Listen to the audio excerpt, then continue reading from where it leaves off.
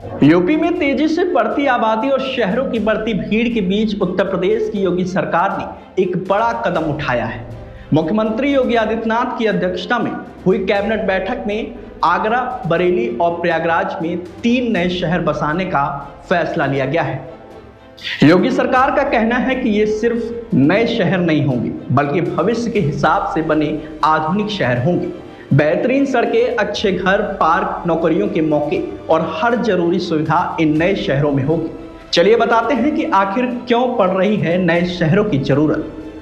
दरअसल उत्तर प्रदेश में शहरों की आबादी बहुत तेजी से बढ़ रही है। लोग नौकरी, पढ़ाई और व्यापार के लिए गांव से शहरों की ओर आ रहे हैं, जिससे पुराने शहरों पर बहुत दबाव पड़ रहा है। साथ ही ट्रैफिक जाम, घरों की कमी, गंदी कॉलोनियां, पानी, बिजली और सीवर जैसी बेसिक सुविधाओं पर भी बोझ पड़ रहा है और बुनियादी सुविधाओं की कमी जैसी समस्याएं भी लगातार बढ़ती जा रही हैं। सरकार का कहना है कि पुराने शहरों को सिर्फ बड़ा करने से काम नहीं चलेगा, इसीलिए योजनाबद्ध तरीके से पूरी तरह नए शहर विकसित किए जाएंगे।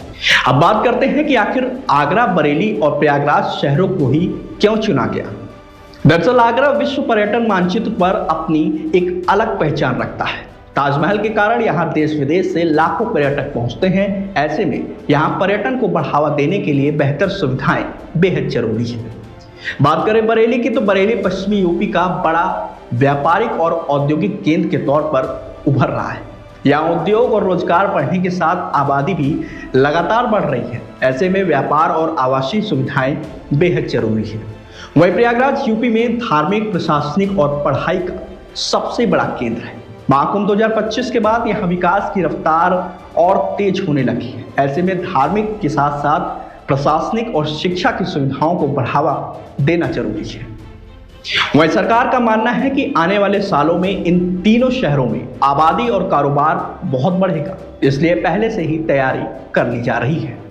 चलिए आपको बताते हैं कि मुख्यमंत्री शहरी विस्तारीकरण योजना क्या है।